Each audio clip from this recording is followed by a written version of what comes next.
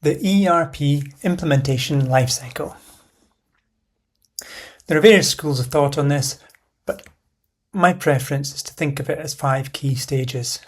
And these are preparation, discovery, design and build, test, and go live. So in the preparation phase, this is the stuff that you can do before you've signed any contract. And the more you can do in this phase, the better. Because the thinking and work that goes on here will define the rest of the contract and the whole project.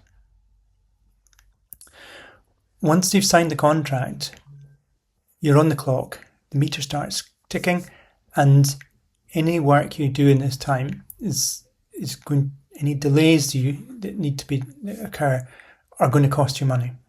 So the more you can do in the preparation phase, the lower your overall costs are likely to be. So once you've signed your contract, then you're moving quickly into the discovery phase.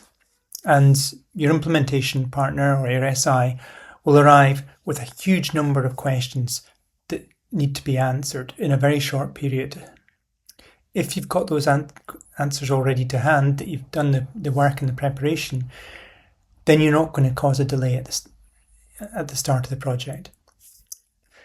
This is also a time for you to try and get to know the capabilities of the system that you've chosen.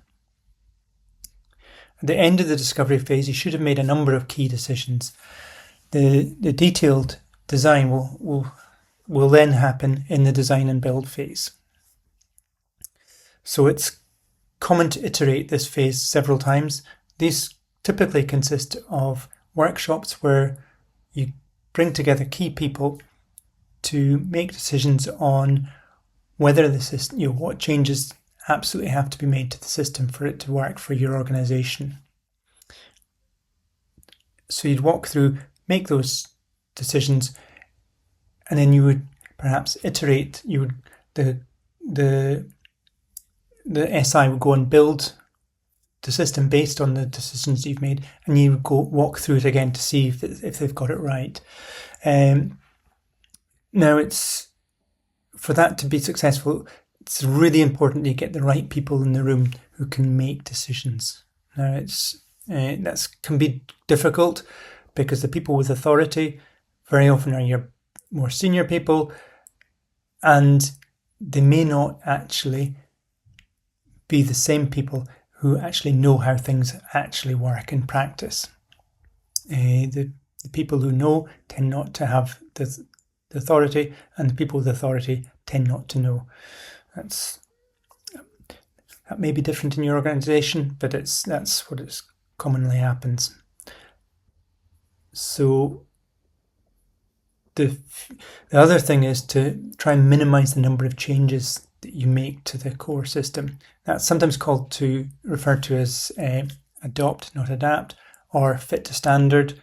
But the reason for that is that any configuration changes that you make, they not only require additional work to build, they require additional work to test, for you to test later.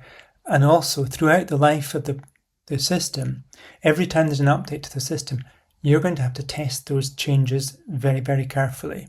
So you're building in additional cost. So be very careful about making too many changes. So at the end of this stage, you'll have a completed design. And the next stage is testing. And testing is so important because you want this product to be as good and strong and robust as possible. And testing is the way to do that.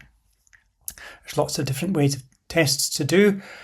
There's the SI will have done unit testing, which you won't see, but they will hand it over for you to do your system integration testing, which is testing how it works with all the related integrations with different systems to make sure you can do an end-to-end test of information flowing in and out of the system.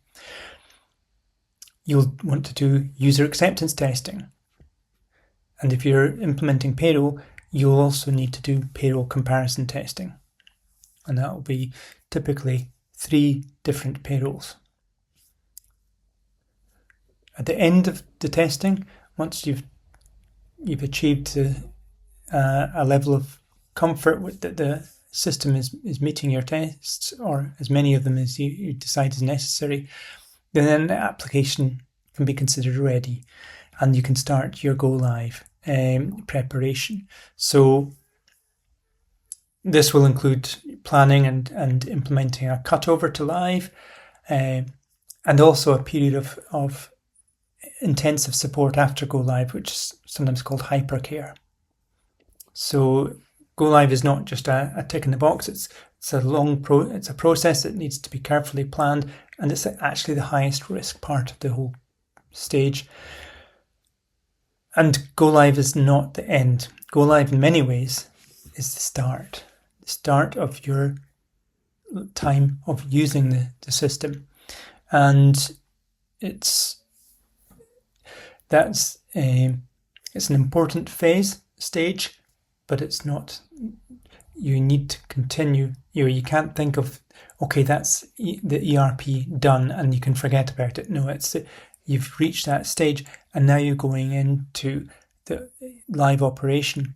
And an ERP is not a static system. It's something that keeps improving and with every new update. So you need to be thinking in terms of continuous improvement. So you need to make sure that you've got the capacity to improve the system and take on those new improvements as they come along on stream. So main implementation stages, once again: preparation, discovery, design and build, test, and go live. Thank you for your time.